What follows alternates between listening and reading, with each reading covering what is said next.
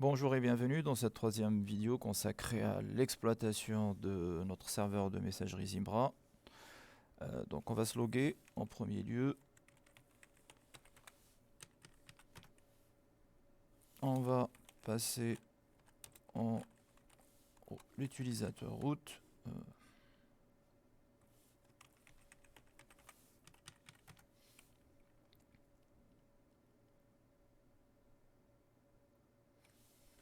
Changer d'identité en Zimbra.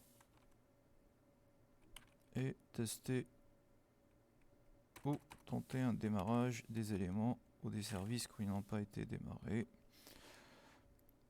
Éventuellement.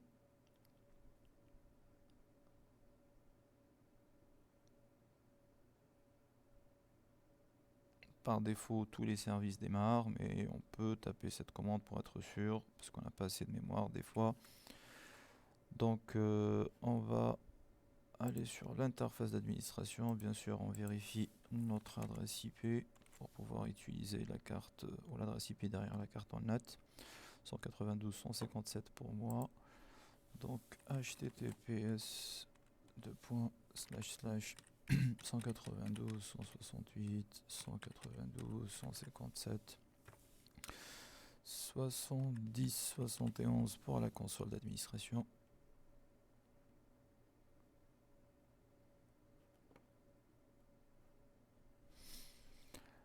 L'objectif est d'aller créer un alias Stadium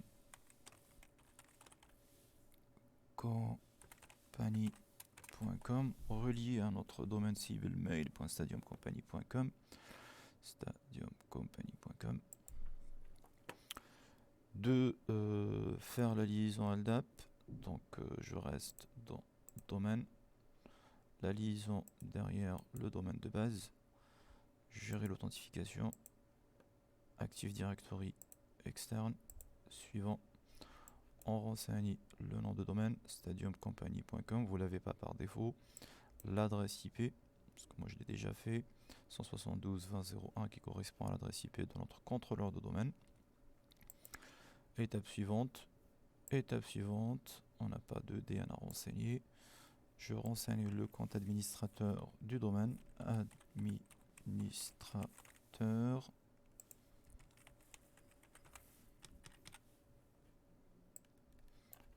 En test, l'authentification, on doit lire donc le test d'authentification a réussi, suivant et terminé. Maintenant on va se positionner sur donc notre contrôleur de domaine pour créer deux utilisateurs qu'on va utiliser ou tester pour l'authentification et pour l'envoi et réception de mail.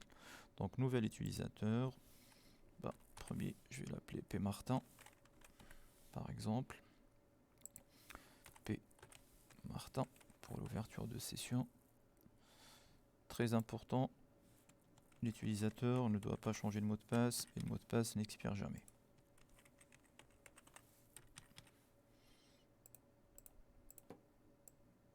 Suivant, terminé. Je vais créer un deuxième.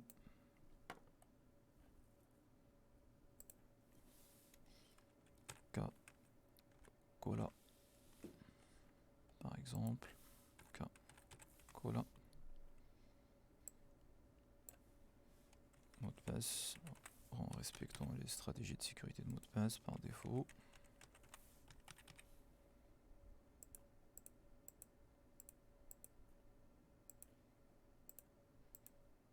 Terminé. On repart sur l'interface ou la console d'administration de Zimbra pour ajouter ces utilisateurs dans l'onglet Gérer, nouveau utilisateur ou nouvel utilisateur, donc P Martin. P Martin, son nom de famille c'est Martin. Et on valide par terminer directement. On n'a pas renseigné d'autres informations parce que le mot de passe sera géré entre la liaison qu'on a mis en place entre Zimbra et notre contrôleur de domaine. Terminé. K Cola, nom de famille, Colas, terminé. Bien. On va aller sur l'interface nous permettant d'accéder à la boîte de messagerie. 70 71.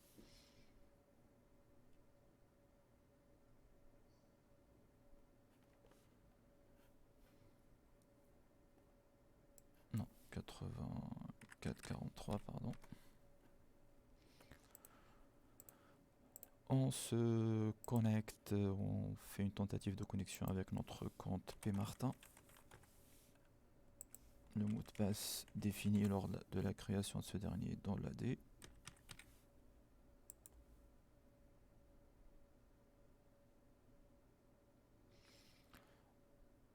Pour accéder à sa boîte de messagerie.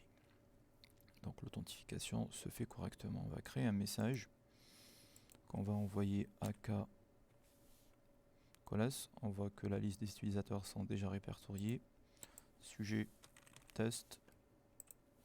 Et comme corps du message, en tant que premier envoi, mon premier mail. Envoyé.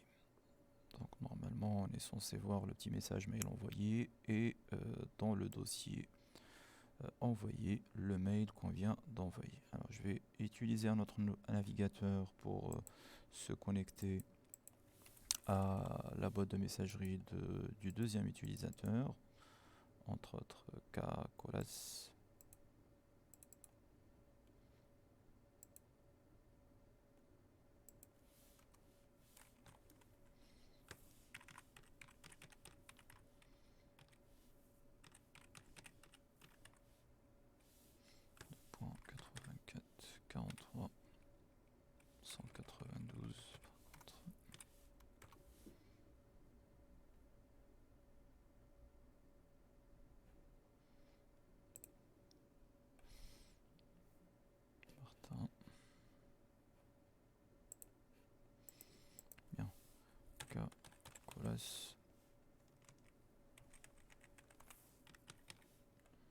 On s'authentifie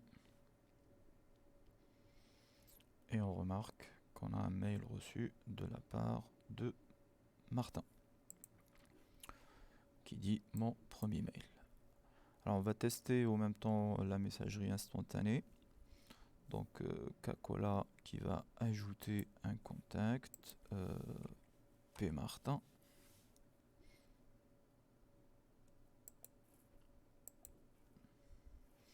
Donc P Martin est censé recevoir une notification, une invitation au chat. On clique sur la notif pour accepter et on peut éventuellement commencer à utiliser la messagerie instantanée. Donc Cola qui envoie un message à Martin, plutôt à Martin, voilà, pour plutôt Martin envoie à Cola dans ce cas de figure, donc il lui envoie hello et ce même hello on le voit apparaître de l'autre côté. Donc Cola éventuellement peut lui dire oui, qu'on voit apparaître de l'autre côté instantanément.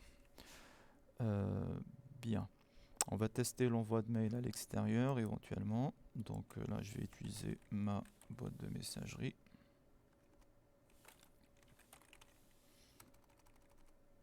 Donc A.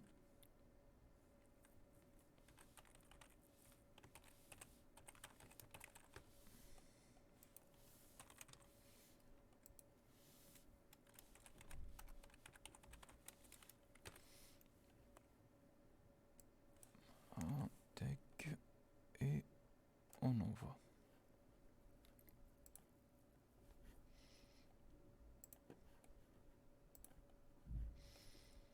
Donc si j'accède à ma messagerie,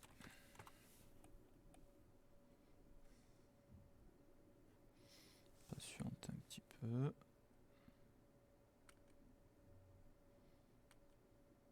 Alors éventuellement, comme le nom de domaine Stadium Company n'est pas enregistré, il faut vérifier au niveau des spams. Donc Zimbra utilise les MTA, Mail Transfer Agent, pour pouvoir envoyer des emails à l'extérieur.